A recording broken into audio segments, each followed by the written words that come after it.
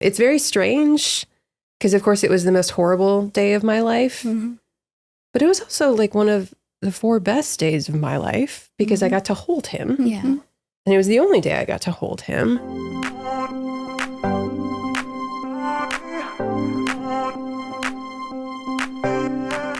Welcome back to the No Foot Too Small podcast. My name is Jackie Selsky. I'm the Director of Marketing and Communications here at No Foot Too Small. And I'm joined by my lovely co-host today, Ali Maahs, our Director of Family Support. So thanks again for being with me on the couch, Ali. Yep, excited to be here. And I'm going to pause a little bit and create some suspense with our exciting guest today. We are joined by Professor Jill Wieber Lens from the College of Law at the University of Iowa. And we're going to highlight her new book, actually, Stillbirth and Law, but really dive into the legal conversation around stillbirth in the United States, especially. So, Jill, thank you so much for being here with us today. Thank you so much. And I have to comment, I just noticed the hat, Worst Club, Best People, No Foot Too Small. That's a really great hat. I know, we need to trademark that, I think. I think so. It's a great hat. Yeah, it came from our moms group, a virtual moms group, of just saying it just feels like the best people that you meet in loss, but the worst club that nobody wants to be a part of. Club. Yeah. I want to just get to know you a little bit, Jill, before we start. So I would love to know what inspired you to get into a career of law. Oh, into a career of law? My goodness. I don't have a good answer to that, Jackie. I think I always wanted to be a lawyer when I was young. Like I was always going to go to law school. I went to the University of Iowa. I grew up in Wisconsin. I went to the University of Iowa for law school. Are you a Packer fan? Yes, but that's a really long story that you did not invite me here today. No, episode follow-up, but okay. I've got to go vet the football. Okay, yeah, I grew up a half hour from Green Bay. So yes, so I was going to be a lawyer. I don't think I knew what that meant though, practically, like when you graduate, like what are you going to do?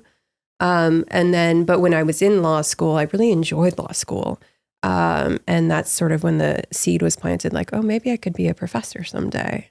And after I practiced for, I think about four years, my husband gave me that little push, like, hey, weren't you going to try to be a professor? That's when I was fortunate to be able to get into academia. I love that. And you've been at the University of Iowa the whole time? Or No, I've been moving around a lot. We're tired. We're not moving anymore. I started at Baylor University at law school. Mm-hmm. So I've been in Texas. I only go in the middle of the country. I go up and down in the middle of the country, just to warn you. My first job was at Baylor. And then we moved to the University of Arkansas in Fayetteville, Arkansas, and loved Fayetteville. And really the only 2 places we would have thought of leaving were Iowa City or Madison.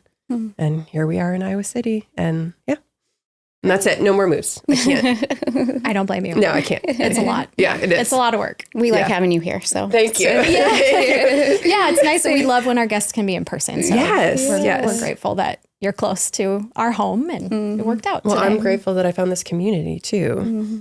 Yeah. So you just wrote a book. Yes. We're going to talk a lot about the book today, but I also know that you have quite a story that probably is a big part of what inspired you to write this book and a lot of the topics we're going to talk about today. So however much you feel comfortable sharing about your family and your children, I would love for you to just share a little bit about your story as a mom. Sure. Speaking of worst club and someone who can speak about how much being in this club sucks, right? So we were actually still in Texas, we have 2 girls, 2 older girls, and then I got pregnant again, and got that boy.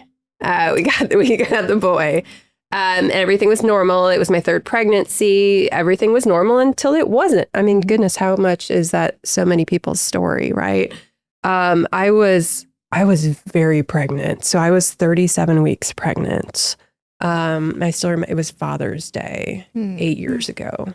I remember I put his car seat in that day. And then that night, I woke up like 11:30ish. And I was just really uncomfortable. Right. I was also very pregnant. But it just felt like sort of a cramp. Now that I look back, it felt like a contraction, but constant. And, you know, I stretched and went back to bed, woke up again in an hour, still was in pain. Again, and I shouldn't say pain because it was just uncomfortable. I always compare it. I had a bladder infection when I was pregnant with my second girl. That hurts. Mm-hmm. Like that hurts. This did not hurt. It was just uncomfortable. And, you know, we talked to the on-call doctor. She said, take a bath. I took a bath, whatever. And then my brother happened to be in town. So we had childcare. So, which was really like, oh, let's just go to labor and delivery because, you know, we can. We don't have to leave the girls alone. And they couldn't find a heartbeat. They couldn't find a heartbeat.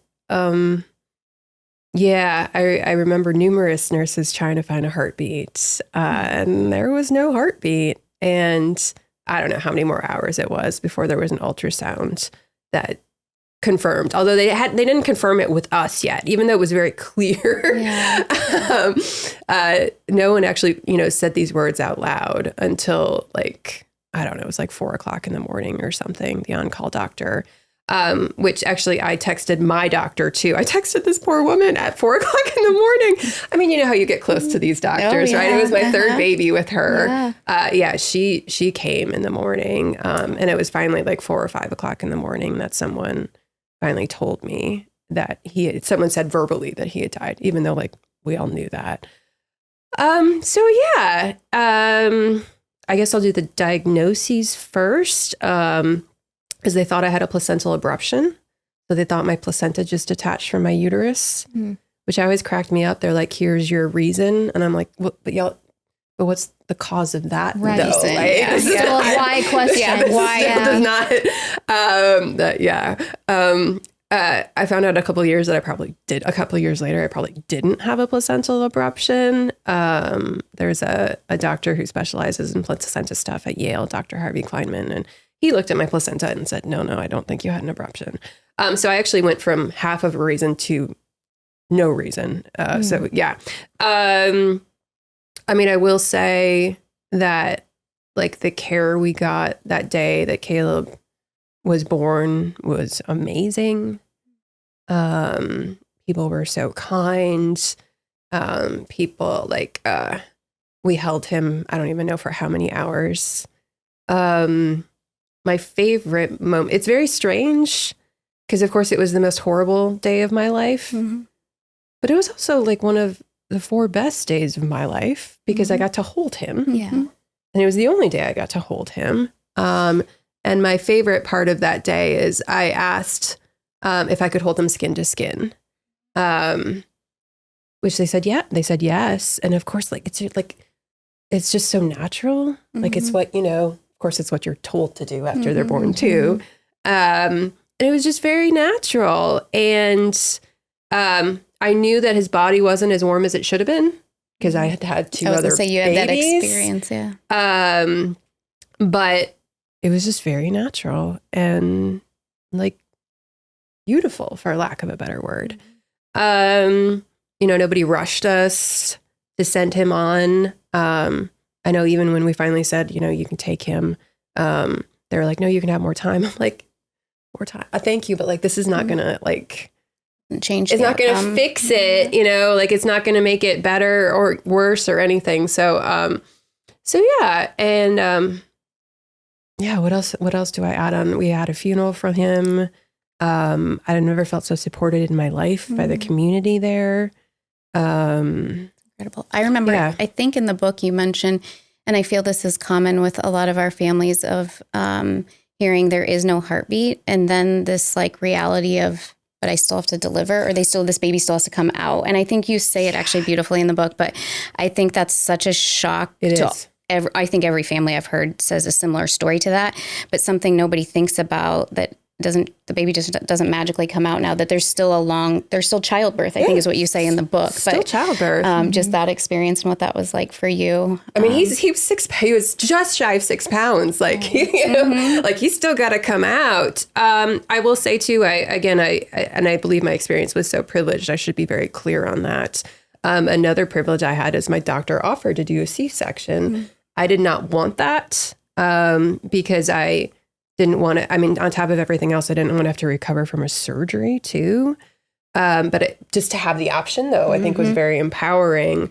It was also difficult because I was bleeding a lot internally. And so I couldn't have an epidural. And I was like, I'm sorry, I was supposed to do this naturally too? Are you kidding me? And my doctor ended up, she gave me something that basically knocked me out, which is another sort of random thing that I think is just absolutely amazing, is that my body knew what to do. Right? Like my body, and the contractions would wake me up because they hurt. The contractions would wake me up, but otherwise my body just did that, which I think is quite amazing. It's also very sort of a strange perspective that I was kind of out of it for his birth. My husband was as sober as can be. Right. So when we have sort of gendered ideas about who this is affecting. Yes. We talk a lot about that. I think about that a lot. Yeah. Because Josh was there and Josh was awake for all of it. I know he said one of the nurses was just bawling and I was out. That's actually what started our men's social club, or I shouldn't say started it, but this thought of a mom talking about her experience, and she was it's similar to you. And she's like, they were resuscitating my son. And I know my husband has that story. I know he's witnessed that, but he doesn't want to bring more heartache to me. So he doesn't really want to share that with me. And it was that moment of like, of course, the guys need a special space. Our stories aren't the same. I mean, yes, we all lost the same child, but the stories are different, right? Yeah, and so sometimes we don't give space to say that enough. They have the added, freaking out about us, too. Oh, absolutely. There's lots of so many dimensions there, so many perspectives. And, I was sleeping when Josh, Caleb's there, right? The son's name is Caleb. And Josh is like, what am I supposed to do? Right. And he's alone. And, our doctor said, like, you're going to want to hold him. And then, when I came to later, Josh was in the chair holding Caleb. And and I don't remember this. He says, my first words are, is that him? So Josh got that encouragement to hold Caleb. And that's, where we spent the rest of the day spending time with him. And just completely messed up, like thinking about a funeral, trying to find a priest to come and do a bit of a blessing, just like all these things you're trying to do logistically at the same time that you're, trying to spend time. I will say that one drawback to being knocked out a little bit is like, I was like, wake up. Like, this is the only time you're going to wake up.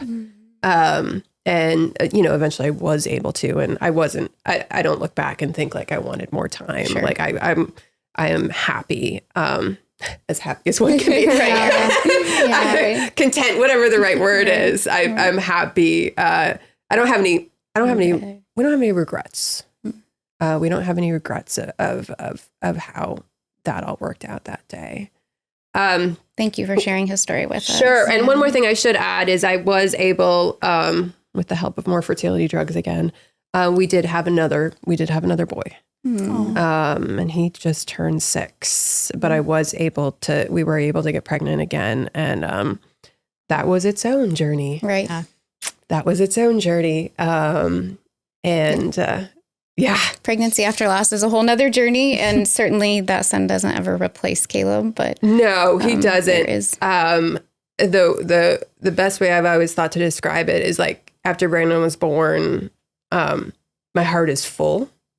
It's still in pieces. So like the pieces are full, if that makes sense. The pieces aren't like merged back together in some ways. I always think people like not in this community don't really understand like, oh yeah, you're better now. No, I mean, I am great. I am very happy. I am also inherently constantly sad. Right. Like those two things don't balance out. They just coexist. Yeah. I know another mom, she used the analogy to like there's always a piece of her heart that's missing, right? Yes, that subsequent pregnancy healed a part of my heart, but there's always a piece that's missing or it's not put fully back together. I think are good ways. Incomplete. Yeah. Great ways to describe it. And it was an anxiety. Oh my gosh.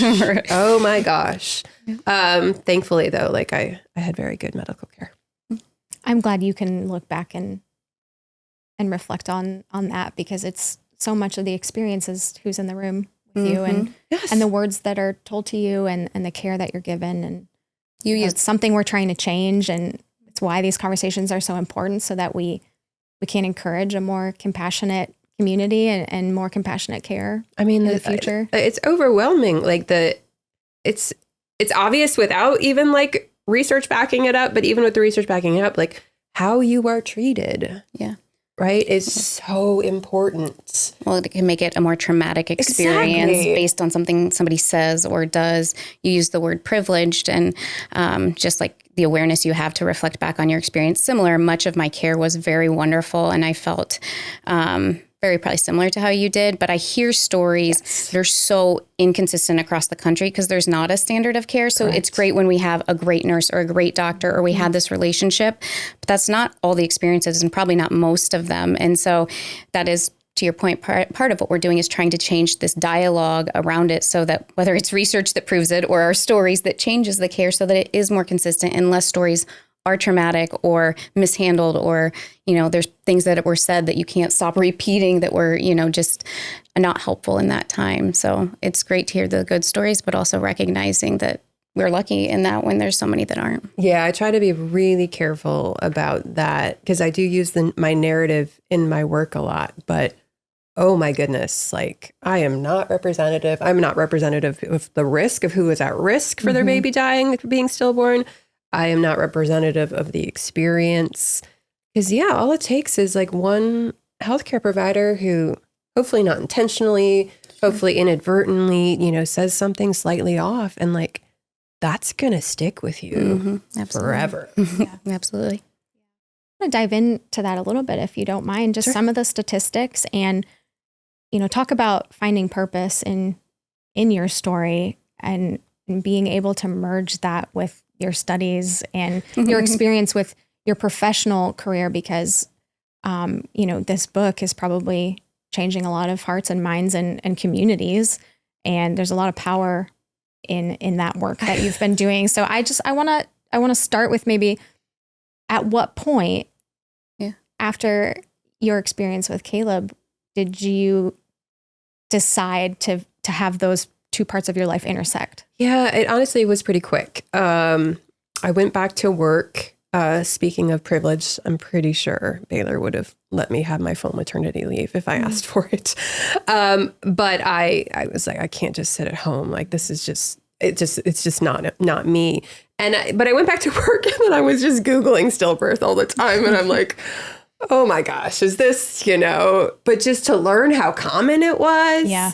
To learn the racial disparities, to learn the class disparities. We know like Black women have double the risk of stillbirth, and we know women of lower incomes have double the risk of stillbirth, and just like how common it is, which of course it's not common compared to miscarriage.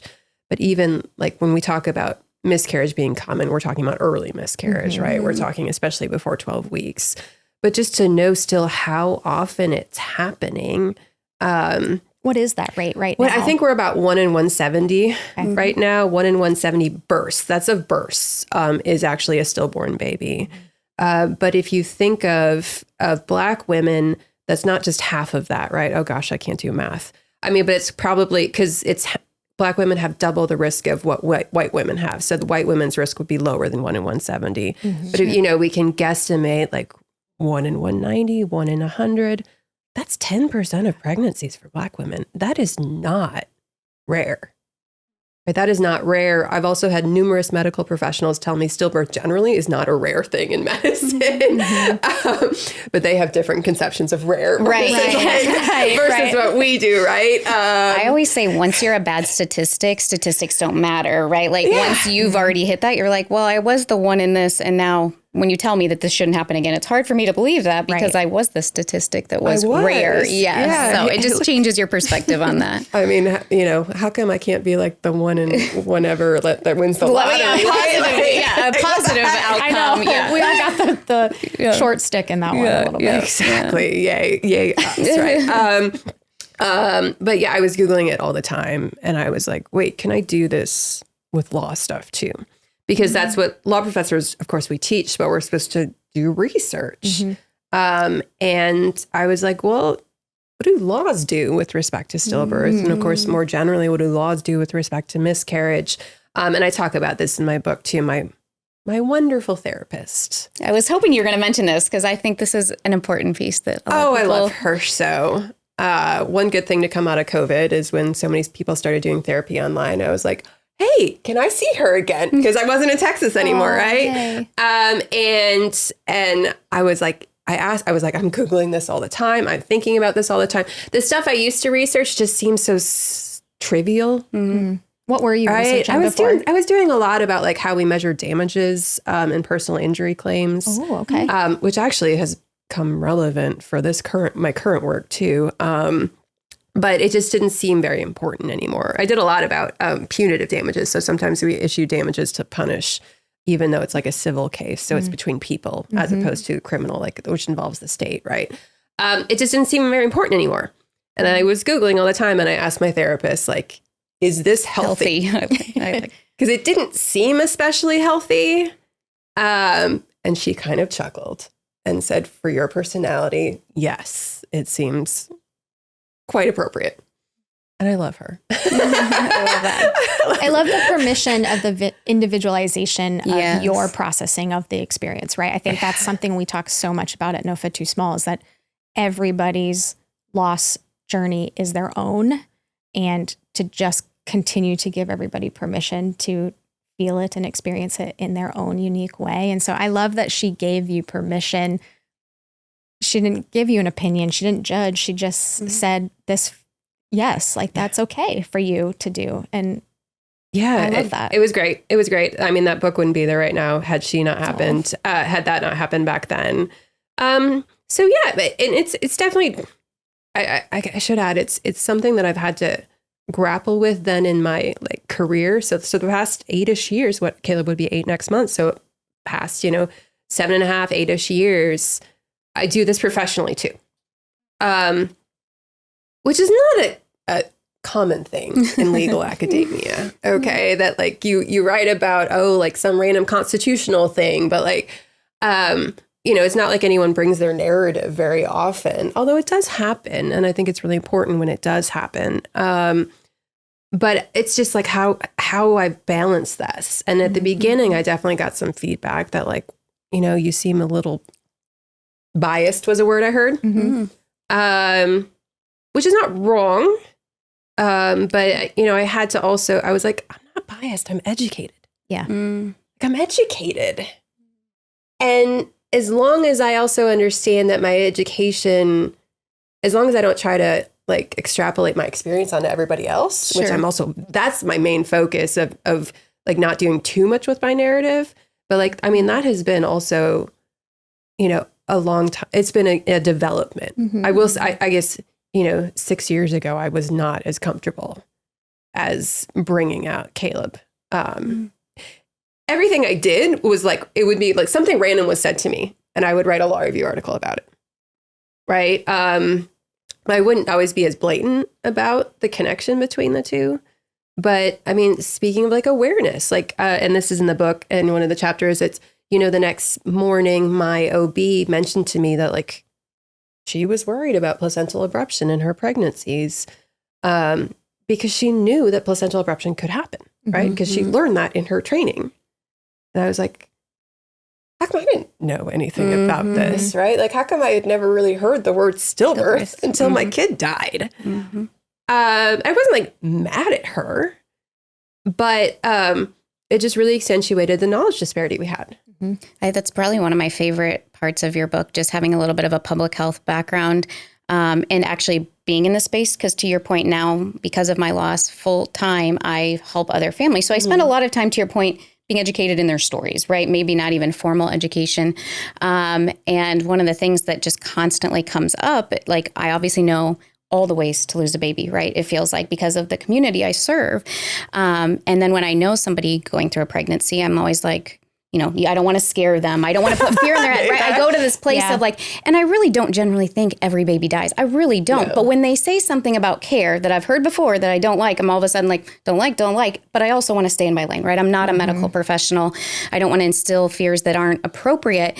But your book really changed the way I thought about, especially when you talked about stillbirth, like if this is a possible outcome and there are preventable ways, why aren't we talking about it, right? When I have a mom that says something that's talking about fetal movement and we know that if that changes, that could be a sign, I feel confident in saying to her, like, that is a risk of stillbirth. Please ask your doctor, right? Like, I don't have to cross that line, but that just really empowered me and has flipped the way I've thought in helping to prevent potentially future losses, right? And so I love if you'd share a little bit more on. No, it's a really hard line, right? Because And I think doctors go through the same thing, right? Yeah. Like they don't want to scare us unnecessarily, but also like how much is that like paternalistic? Like, oh no, don't worry your pretty little head about it. Versus like crazy things are happening in my body. Like could maybe someone tell me exactly what's going on? There's so much, it's not just pregnancy loss. There's so much about pregnancy that like we don't actually really understand. So true. So true. And though, let's be honest, I don't think doctors understand as much as they think they do either, right? But there's just such a knowledge disparity there. And it is a really hard line of, I don't want to scare you. Like I'll have friends like, I don't want to scare you. But then I'll read like some some famous person like had their baby at 42 weeks. I'm like, oh my gosh, don't wait. Please don't wait. Like I know you want to do natural, but like, did anyone tell you how much the risk of stillbirth increases after 40 weeks? And yes, it's still small, but like still risk. It's a lot bigger than it was 2 weeks ago. I tend to think knowledge is empowering though. Right? Yes, if the baby's moving differently, if something feels different, like yeah, I think also get it checked out, right? The empowerment too, and this goes with anything, but like asking for a second opinion or asking for another doctor, if to trust your instinct, right? To be empowered, to be educated, and if you're not feeling heard or seen, to keep seeking that. I feel so many of our families feel like I knew something wasn't right. I asked, but I was my first time being pregnant. I didn't know any different, right? Or I trusted them, and so also to just truly empower women to trust their bodies. To your point that each pregnancy is so different that it all can't be predicted. And the thing that I feel like we're so worried about causing anxiety, but we don't think about the self-blame after, right? Oh, I don't want to worry you, right? So I'm not going to talk to you about the baby not moving enough, right? And what that could mean. But then what about after, when the person's like, could I have prevented this? I didn't even have the information needed to make the decision for myself. Yeah. Kind of takes away the power and the control from the parent. Like, and that's just something that I don't think the medical professions think about. I mean, it will take 3 minutes to Google that, England is all about is all about fetal movement. And like, encourage you to go to your midwife immediately if there's any change. Yeah. I actually grew up in England. So I have the very real experience of experiencing two very different medical systems. I bet so. Not for pregnancy. Obviously, I moved back to the States as a teen, but I have had health issues my whole life. And so it is fascinating to me, especially when we think of a country like England, where they speak our same language. We assume they're very similar, and just complete night and day difference in values, priorities, type of care, access to care, cost of care, everything under the sun that you can think of. And so I know you touch on that a little bit, and Ali and we could do a whole podcast on that, right? How many hours do you have here? Yes. I know you touch on that a little bit in the book, and Ali and I were talking about that before the show today, but I'd love for you to maybe highlight some things that are working, where we're seeing around the world progress or improvement or change that is trending in a positive direction. Not to say anything negative about what we're doing here or what's not working, but I think it's important to maybe call out some things that countries or states or communities are trying or actively working towards that we are seeing positive change happening in. Yeah, I mean, one that we talked about a little bit already, obviously, is thinking about like accentuating to pregnant people, like pay attention to the baby's movements, right? Because there has been some studies that if the baby's movements are slowing down, that could indicate a problem. And so pay attention. right? And if something feels different, and it's not the 10 kicks in an hour that sometimes we hear in the US, at least I heard in some of my pregnancies. It's more of like, well, what's normal for your baby? Yeah. Right? Does your baby usually get there in about 5 minutes and it's taking him a half hour? That seems like something might be different, right? And also not just the number of kicks, but like the intensity, right? If it all of a sudden the movement is way weaker than it usually is, right? And go have it checked out. Is something that definitely England is thinking about. Australia's got that. They have what are called safer baby bundles. And accentuating stillbirth prevention. And importantly, it's for all pregnancies. It's not just pregnancies high risk. I will say this is in Australia's is to make sure you sleep on your side when you're later in pregnancy, which is also something I was told in my pregnancies, but wasn't told why. There's a thought that maybe some of the oxygen might be getting cut off to the baby if you're on your back, which is another anxiety thing, because then you don't want people freaking out when they wake up in the middle of the night. But the researchers are very specific that like it's the position you fall asleep in, which is where you lay the longest, I guess. I get like I'm not a researcher. I'm not a medical. You read the research, though. I read things. Yes. I will say that's in Australia's. It's not in England's. What else is in there? I think England and Australia are doing a little bit more than us as far as fetal growth restriction. Can you define that? Okay, for so us, when for anybody who doesn't know? the baby isn't getting as big as it should, right? There's a fetal growth restriction, and that's not necessarily all small babies, because some people just have small babies. There are different definitions of when the baby's at risk for fetal growth restriction. Additional ultrasounds to check fetal growth later in pregnancy. That's not a thing here. Correct. Yep. It is a thing in other countries. And I think other countries also have a little bit more flexibility as far as timing of birth, right? Nobody wants babies out any earlier than necessary, because, the best place for the baby is in the womb, which, by the way, is also another very triggering thing, I think, for stillbirth parents. Like, oh, the baby is worth the wait. And I'm like, oh, really? My baby was the one place. Had he been anywhere else, right? Like he might be alive right now, which is my thought when I still thought I had an abruption. We have rules in this country about like, do not induce before 39 weeks. And I talk about this in the book. It's not just like doctor rules. It's also like insurance. Won't pay for it if it's before 39 weeks. We also have accreditation rules for hospitals that that if the hospital is inducing before 39 weeks, then the hospital might have trouble with its accreditation. And if it has trouble with its accreditation, it's not getting its Medicare money, which is a huge thing. The federal government does a lot to regulate hospitals in this country, not necessarily through laws, but through, hey, if you want your Medicare reimbursement, you need to do X, Y, Z. So our doctors have less flexibility, I think, as far as thinking about, oh gosh, do we maybe want to induce and get this baby out a little earlier? Right. And nobody wants more babies in a NICU stay. Like, that's very expensive. But I know a whole heck of a lot of moms out there in this country that would be eagerly trade, a NICU stay for that baby actually being alive.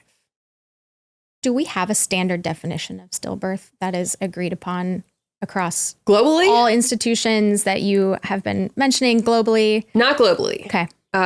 It differs by country. The World Health Organization does 28 weeks. Okay. Actually, so that aligns with what we commonly think of as a third trimester.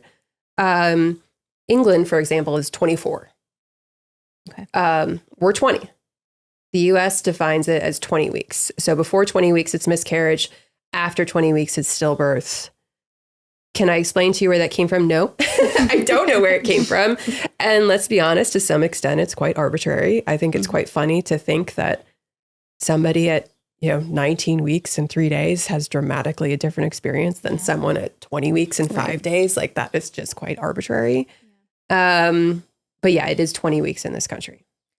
What are the implications of that when we aren't speaking the same language, as far as research or, information that would contribute to legal reform or whatever we would need to make changes?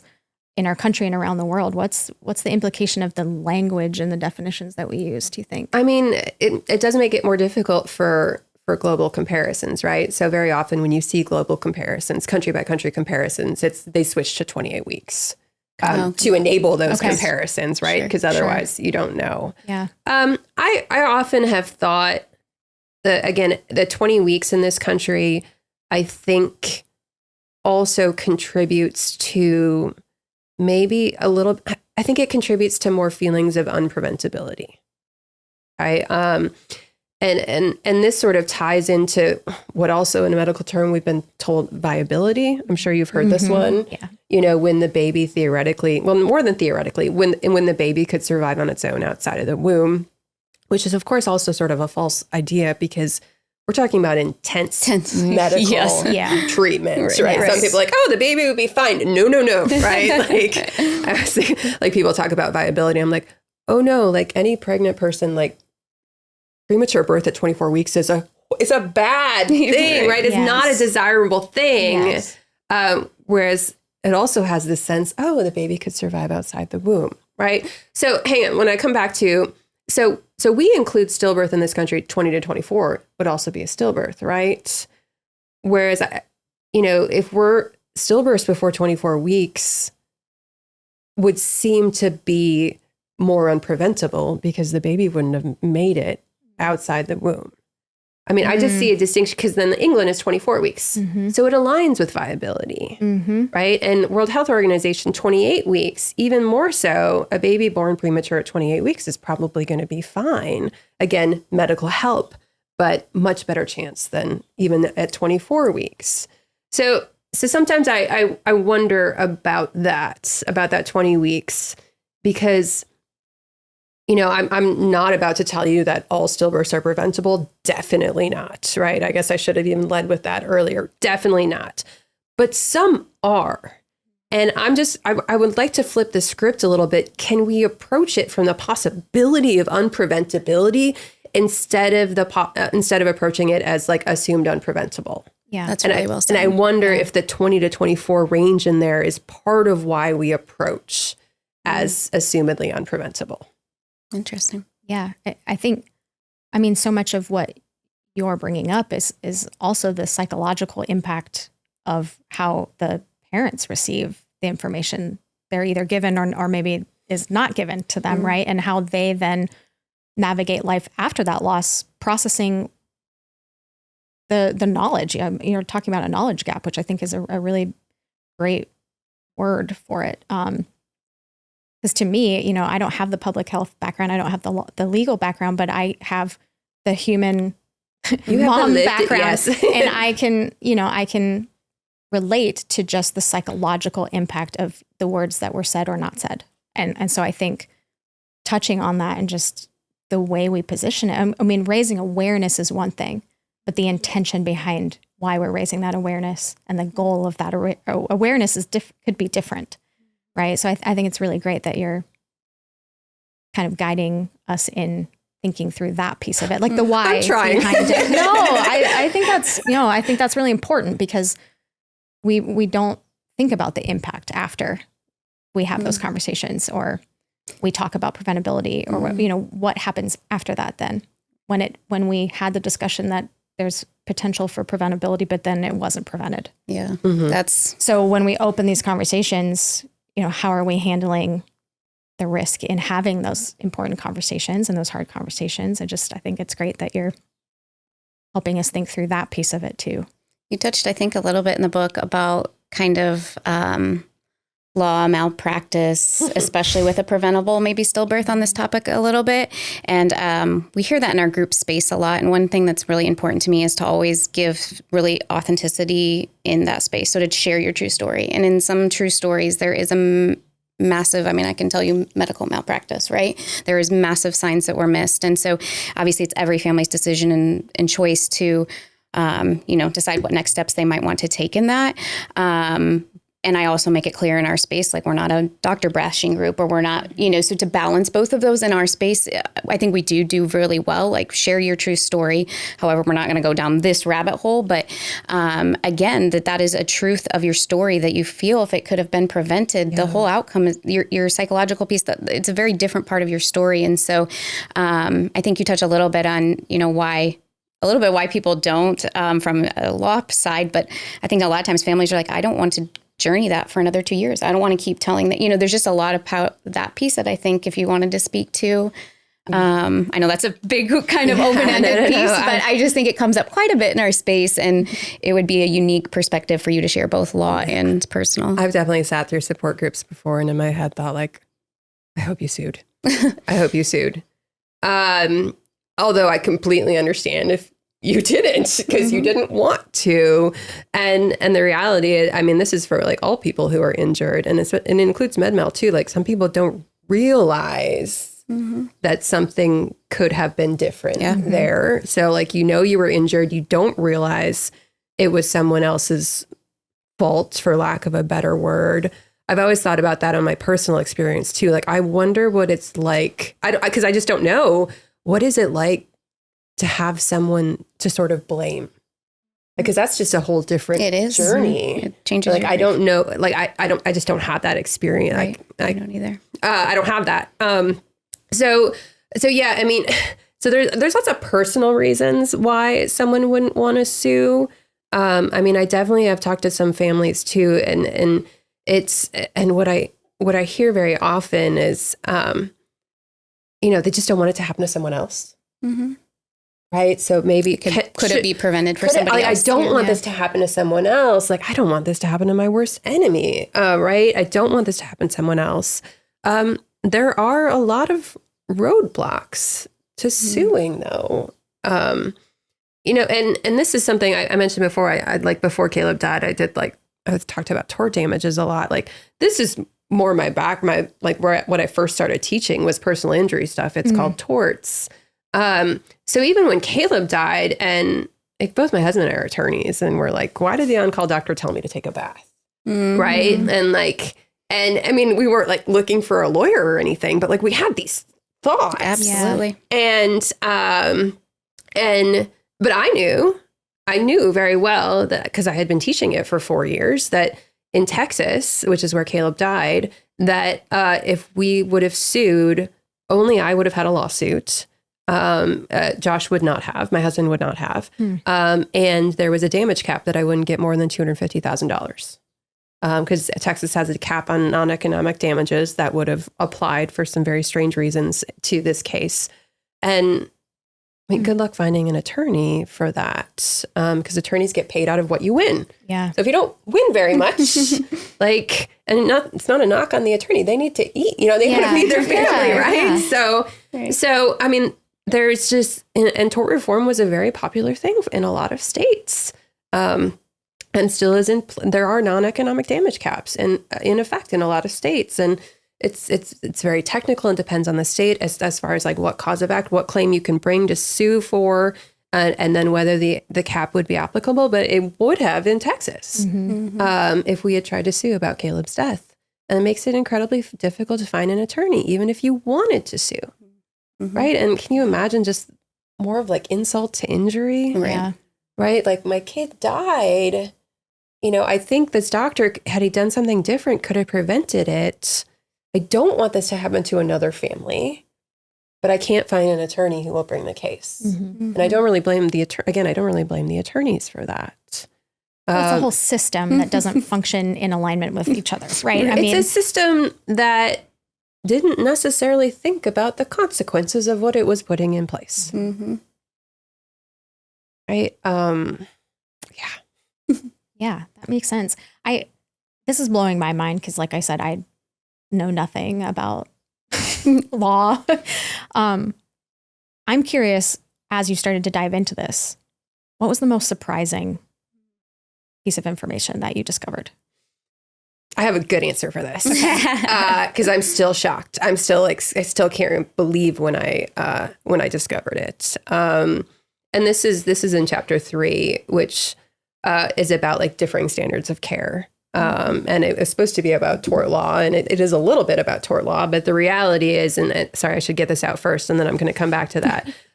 Because I was thinking about tort law a lot, like let's sue the doctors, right? Which I know is not necessarily, not everyone loves that rallying cry, right? But it's hard to make change in this country, and tort law has been actually quite effective at it in a couple of ways. So I was, okay, let's think about suing the doctors. Oh, crap, where was I going with this? The problem though with tort law though is it's very deferential to the professional standard of care, right? Which actually makes a lot of sense because I would like OBs to be setting the standard of care, yeah, right? I don't really want, however many random jurors doing that. But then when you have a standard of care that doesn't like tell doctors to talk to pregnant people about monitoring the baby's movement, well, then if that's what the doctor failed to do that might have contributed to stillbirth, that's not med mal, right? Because the doctor complied with the standard of care. So unfortunately, I don't actually think tort law is a very good vehicle here. So I sort of changed like what I wanted to focus on in that chapter. And I looked at, standards of care, just like what's in Australia's standard of care, what's in England's standard of care, and just compared it to our standard of care. Okay. And ACOG, the American College of Obstetricians and Gynecologists, is who sets, like medical care in this country, which again is a good thing. I want the professionals, the doctors, to set this. Okay. So the thing I discovered is that ACOG does have care guidelines for when stillbirth is a higher risk. When we know you're at high risk, right? And we know that because of whatever pre-existing conditions you have. So we know anytime that we know the risk of stillbirth is double, we're supposed to have more care in this country, okay? And one of those instances where we know now that the risk of stillbirth is double, it's an instance that no one is talking about, is IVF. The use of IVF doubles the risk of stillbirth. We don't know why, but we know this. Okay. So if you got pregnant by IVF, according to ACOG, you should have more care. Okay. We know another instance in this country where the risk of stillbirth is double, and that is for Black women. And ACOG does not, however, say more care when that is the risk factor. Right? It encourages OBs to think about the systemic racism that might be contributing to those, that disparity. But to read it in ACOG's and the Society for Maternal Fetal Medicine's guidance to acknowledge, hey, we should have heightened care anytime the risk is double. We know the risk is double for IVF, which, side note, IVF's really expensive. Right. It's people with money doing it. Let's be honest, it has some racial dimensions. Usually it's going to be white women with money doing IVF, white couples with doing IVF. They're going to get extra care for their double risk of stillbirth. But if you have a double risk of stillbirth going along with the fact that you're Black, there's no extra care for that. That floored me when I learned that. And I had to double check the ACOG guidelines 8 times because I was like, this can't be. It was just the acknowledgement that yes, the risk is also double for Black women. And yes, normally we recommend extra care anytime the risk is double, but not just because of the double risk for Black women for stillbirth. So that floored me. Yeah. Just to think about the class and race effects that's going to have. And stillbirth is just one of the many health outcomes and reproductive health outcomes in this country that we have such a big racial disparity for. Right. But and then Australia's guidelines, when they're talking about timing of birth, it does specifically say, take into account if there's an increased risk because of race or because of class, so there can be that consideration. Whereas as of right now, the standard of care in our country, says, no, we're not going to do that. And I guess I sort of get it. Well, I don't know if I want to say that. Is there something different about the pregnancy because it started with IVF that may necessitate certain extra care? I don't really know. But there's nothing different about a Black woman's pregnancy, right? Obviously not. No. And it is more of a systemic thing that is still perpetuating. And is the solution to a systemic problem additional care and additional ultrasounds? I don't know. Maybe not. I don't know. Yeah. I don't want to try to justify it because I really don't. I'm not sure it is justifiable. Like, there's this increased risk. And normally you think if there's this increased risk, we should do extra care. But here's this one place, which is a whole lot of women, that we know there's this extra risk and we're not recommending extra care. That was kind of an awful revelation. Oh, yeah. It is. It's, and I appreciate that we don't even know what proper change of that looks like or should look like. But I'm curious where do we even start to affect change? I'm really good at criticizing and pointing out problems. I mean, we have, again, so many disparate outcomes based on race in this country, in reproductive life. How do you, I mean, I think it starts very early, right? When we're training doctors. And how do we get rid of some of those unconscious biases that people, approach pregnancy different? You got to fix those from the beginning, right? And I think that's within training of new doctors. I think that's within more diversity of doctors. But that's a ton of solutions that honestly are also outside the legal field, right? That is more of a social science. How do we try to reform some of these things? And a public health thing. How do we try to reform these things? Yeah. How does Jackie leave this room and go do something? I mean, and I'm new to the no foot too small. I was blanking for a second. Sorry. I'm new to this community since I'm new to Iowa City also. I mean, I think it's just thinking about everyone that's in this community. So many people are struck by pregnancy loss, right?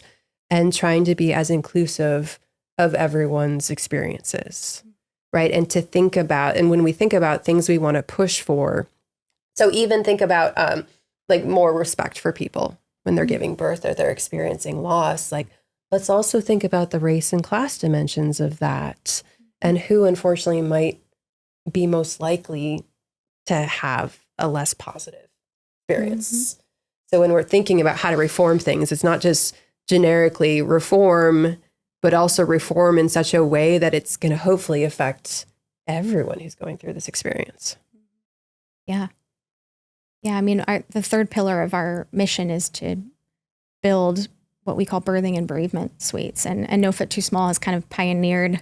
They're amazing. At least one of beautiful. One of the pioneers of this concept of these private home-like safe spaces for families to essentially say hello and goodbye at the same time in the same room and take their time, which sounds similar to the experience that you were gifted. And,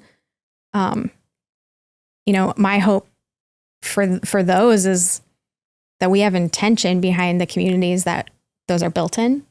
And, it's obviously the dream is that they're built everywhere and that becomes a standard of care. But I think as we continue to grow as an organization, having mindfulness around the priority of maybe where there's a greater need for spaces like that. Yeah, I think initially when we first, that pillar took on that was really looking at top teaching institutions because they see the most volume of loss. They are going to see more high risk. And so again, there's certain pivots and just a lot that goes into that entire process. But like you said, we want to have that everywhere. But if we can impact the most people, right, that is part of the hope. And so to your point, it's a good thing that we continue to consider and keep top of mind as we're journeying and navigating that too. Yeah. And we're exploring how to be part of that early training, right? So it's not just showing up and building. It is a partnership of how do we take our lived experience as lost families and help spread awareness and close that knowledge gap of helping to empower our providers to, give more compassionate care in that experience. So yeah, a horrible day. Yeah. To make it a little bit better. How can we make it slightly better? Yeah, that's how I feel. Still bad. Yes. Yeah.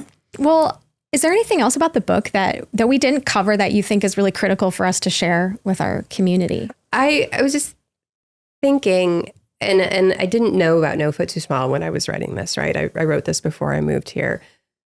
Y'all fit perfectly in one certain chapter, though. And it's a chapter called Reproductive Justice. And I don't know if that's a phrase that y'all are super familiar with. Reproductive justice is this idea, I mean, you've heard of reproductive rights, right?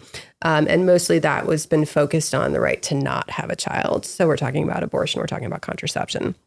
But there's been this other movement, really, and it was coined and originated more so from people of color, called reproductive justice. And yes, it's the right to not have a child, but it's also the right to have a child and the right to parent that child with dignity.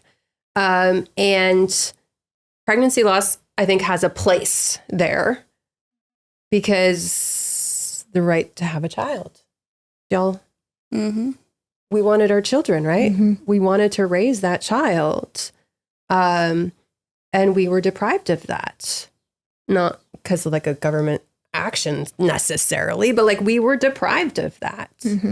And I talk about in the chapter, you know, just thinking about from like a reproductive justice framework, like what should that mean for like pregnancy loss, and especially more so for stillbirth, obviously, like for what the book is about. And one of the reproductive justice rights that I talk about in there is with respect to giving birth and having, you know, the most empowered possibility you can have, right? I mean, something that's in there is about like vaginal delivery versus C-section and like empowering people with choices, but also just, and this is your work, y'all, it's this just like, can we be away from the rest of the rooms where people are giving, you know, birth and hearing their babies, and you're birthing your sweets that you're building is just a perfect example of this. This should just be a very basic thing that parents should have access to. And it's a horrible thing, but your work is helping to make it a little bit better. So yeah, I don't know if y'all had ever thought about fitting within the reproductive justice framework, but I think you're right there. You're doing a great service. It's not a term we use, but I am definitely going to be Googling that and researching a little bit more, because I do think that sounds like a... I mean, I'll be honest, you're not going to find a ton about pregnancy loss in it. But there is some, right? And if you just think about it logically, the right to have a child. Yeah. Well, and also we all say we're still parents. Yeah. Just because our child isn't in our arms doesn't mean we're not a parent. And so, I mean, I think that still fits too, right? Is that permission to, and the right to still parent, regardless of what our experience looks like. It is a very different parenting. It is. I mean, I tend to think of my work, and y'all probably think the same of your work, is how I still parent my kid. Absolutely. Which is why I'm grateful for it, right? Yeah. But it's the right to have that child and the right to parent that child. And not everyone gets to, you know, have that living child. And there's not enough attention to those who don't get to have that living child. And no one should be stuck in a room and have to hear babies nearby. And no one should accidentally have, you know, a healthcare provider come in and say, "Oh, how's the baby?" Well, he's dead. How are you? Right? Like you shouldn't have to be in those. It shouldn't have to have those experiences. Yeah. I think it's beautiful that you're helping us humanize law. I think sometimes we hear that word and we think rules or limitations or sterile guidelines to really human experience. And so I think it's amazing that you're actually pouring into something that you've lived. And sure, maybe there's bias in that, but I feel like there's so much purpose in that, because that is how we humanize the words behind those laws and the decisions and the intent behind those laws, right? I mean, we need more people. We need more families like ours in our community having the courage to share their story and to help us raise awareness for that very reason, because what we're highlighting is that this is a human experience. It's not really a legal thing when you think about it. It's a human thing, right? And I'll be honest, sometimes I think that's so missing often from legal scholarship is a lack of appreciation of how it's going to affect the human experience. Yeah, which is kind of counterintuitive to what it's all supposed to be about, right? Yes. So, yeah. And I will say, I was with a friend last weekend and she said she was scared to read my book because it was like too law. And I was like, oh no, honey. It's a very accessible book. Yeah. I would echo that too. I think a lot of our families would find it to be just validating maybe in their experiences. And to your point, how you started Googling stillbirth. I mean, after you experienced it and just what all didn't I know or what all was I missing, and to just have better understanding of why it's such a systemic issue on so many levels. I think you speak just really wonderfully to that. So I think a lot of people that have had a variety of loss experiences can still really relate to the piece you put together. Yeah. And knowledge is power, right? The more absolutely. we know, the more empowered we are to make the right decisions for ourselves and for our friends and family. And so I think that's really important. I think you've done a great job of making this feel accessible and easy to understand today, coming from a non-law person. Thank So you. we appreciate that very much. Thank you. Well, I hope it's helpful. Very, yeah. And if you don't mind, No. I have a question that I love to ask all of our guests. What's up? If you could say something to Caleb today, Oh, goodness. what would you say? I think this is the last line of the book, too, that I'm just so proud to be his mom. Also tell him that his little siblings love him and miss him dearly. Oh, I love that he has such a presence in your family. And I'm sure he's proud to call you mom. I hope so. Yeah, we definitely have to doubt. send the email to the teachers every year, like, just FYI, in case my kid starts talking about his dead brother. You're not alone. We hear that a lot. Sorry. So just a little heads up. He is part of our lives still. And how could he not? How could he not be? Yeah. Right? Yeah. So simple. I think that was another thing in therapy early. Oh, because I got a tattoo about him. And my therapist is like, well, people are going to maybe ask you, like, are you going to be okay with that? And I'm like, not talking about him is way weirder. Like, not talking about him and like pretending that didn't happen. I'm way more uncomfortable with that. Now that said, other people might be more comfortable with that, right? Like, there's no right or wrong. I feel like so often we just we're so hard on ourselves, right? Like, oh, should I have done this different? Like, should I have done this different? And like, doing the best you can. Well, there's no right or wrong way to do any of this. And we just all need to give ourselves some grace. Like, we made the best decision we could at the time. I believe that In too. an impossible situation. Yeah. That was kind of a tangent there. No, it's perfect summary of really, I think, the point of the conversation today. You know, I feel law feels so rigid, but really in reality, what we're talking about here is the right to have the flexibility and the freedom in our choices. And Yeah, and that's so much. I just want to empower everyone in their own experience, right? Like, maybe this wasn't as big of a deal to someone. Great. I'm happy for you. Maybe this was a huge deal to someone. Not great, but like, okay, let's, and it sounds like it's exactly the work that you're doing also, Ali, just like empowering, and there's no right or wrong. Right. Again, we all just did the best that we could. I say no judgment in grief, right? We all grieve differently. We have similar experiences, certainly. But again, each of our stories is unique, just as unique as our children. So That's a good way to say it.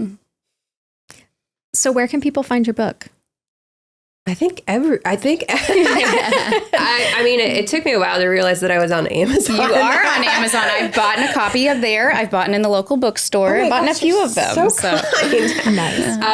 I think it's even like I think it's most everywhere online as far as bookstores. I think I was even in Target, which was on Target.com, not the book, not like the in-store. Oh, that's exciting. UC Press, the University of California Press is who published it. So definitely they have it on their website also.